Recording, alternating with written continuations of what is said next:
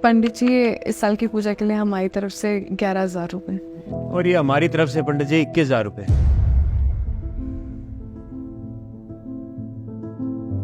कैसे घूर रहे थे पैसे देने के बाद, देखा था? यार तो घूरने दो ना, क्या फर्क पड़ता है। और भगवान का काम ना दिल से किया जाता है, दिखावे से नहीं। मैं क्या सोच रही थी, कल बैंक जाके ना हमारा एक सेविंग्स अकाउंट ओपन करवा देती हूँ और फिर हम दोनों से जितना हो पाएगा हम उतने उस पर पैसे इकट्ठे करेंगे अगले साल की पूजा के लिए, ताकि अगले साल की पूजा में ना हम सबसे ज्यादा पैसे दे, कैसे भी। सुनो, मैं जा रहा हूँ ऑफिस, ठीक है? ये 2,000 रुपए जमा करवा देना। ठीक है। ये डालने के बाद कितने हो जाएंगे अब अकाउंट में? बीइंग अराउंड 70 के आसपास होंगे। ठीक है, उन दोनों के साथ ही चलेंगे मंदिर, मैं बात कर लूँगी। ठीक है, जैसे तुम्हें ठीक लगे। सर आगे जगह खाली है, लगा दीजिए। अच्छा ठीक है, मैं लगा देता हूँ आगे। सर आपसे एक काम थी सर। हाँ हाँ बोलो। सर 70,000 रुपये की मुझे बहुत ज़रूरत थी सर। मेरी बहन का एडमिशन करवाना है सर कॉलेज में। बेंगलोर में सर उसे बहुत अच्छा कॉलेज मिल गया है।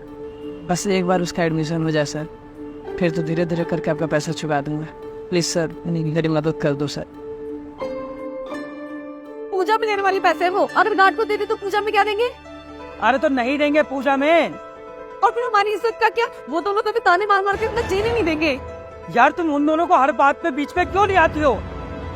हर बात में यही है, क्यों ज्यादा दे देंगे। अरे देने तो ज्यादा यार, क्या दिक्कत हो जाएगी अगर ज्यादा दे देंगे वो तो, मुझे कोई फर्क नहीं पड़ता। मतलब तुम गार्ड को पैसे दोगे ही? हाँ दूंगा, क्योंकि इस समय उसको सबसे ज्यादा पैसे की जरूरत है। और अगर हमने उसको इस समय पैसे नहीं दिए ना तो उसके बहन का एडमिशन नहीं होगा। और भगवान ने हमें क्या सिखाया है कि दूसरों के लिए करो, वही तो कर रहा हूँ मैं।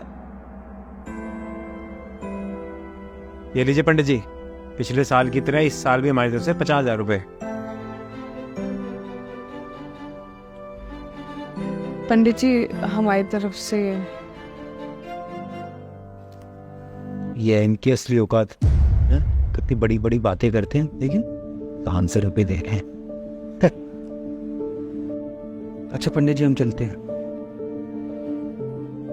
बसंत जी, आपसे कुछ बात करनी थी।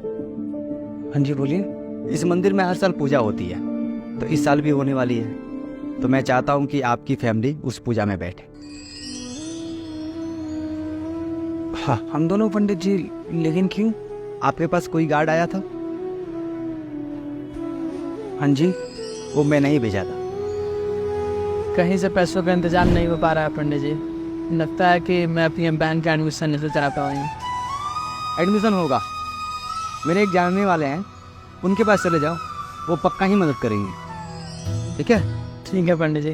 खुश रहो। मुझे पूरी उम्मीद थी कि उसकी कोई मदद करे या ना करे, मगर आपका परिवार जरूर करेगा, तो इसीलिए मैं चाहता हूँ कि पूजा में आप ही लोग बैठे। लेकिन पंडित जी दान तो हमने दिया है ना ज्यादा, तो पूजा में तो हमें बैठना चाहिए।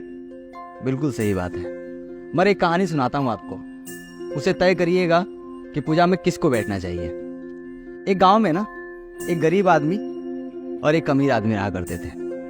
अमीर आदमी रोज शुद्ध घी का दीपक मंदिर में जलाया करता था और गरीब आदमी तेल का दीपक गांव के चौराहे पर जलाया करता था। दिन बीतता गया और एक दिन दोनों भगवान के शरण में पहुंचे। गरीब आदमी को स्वर्ग का सबसे ऊंचा पद मिला और अमीर आदमी को सबसे नीचा पद। अमीर आदमी भगवान से पूछ बैठा कि भगवान मेरे साथ भेदभाव क्यों? तो भगवान ने कहा कि तुमने दीपक वहां जलाया जहां पहले से उजाला था, और इसने दीपक वहां जलाया जहां उजाले की जरूरत थी, जहां अंधेरा था। इसके दीपक से गांव में रहने वाले लोगों को सुविधा मिली, आने जाने में आसानी हुई, इसलिए मैंने इसको स्वर्ग का सबसे ऊंचा पद दिया और तुमको नीचा। तनकुल जी आप ही तय करिए कि पूजा में बसंत जी के फैमिली को बैठना चाहिए या आपके।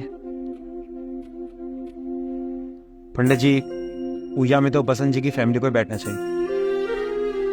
पूजा में बैठने के हकदार तो यही लोग हैं। और एक बात याद रखिएगा आप लोग कि दान आपने कितने का किया भगवान ये नहीं देखते हैं। भगवान हमेशा आपकी भावना देखते हैं। अगर आपकी भावना अच्छी है तो सब अच्छा है।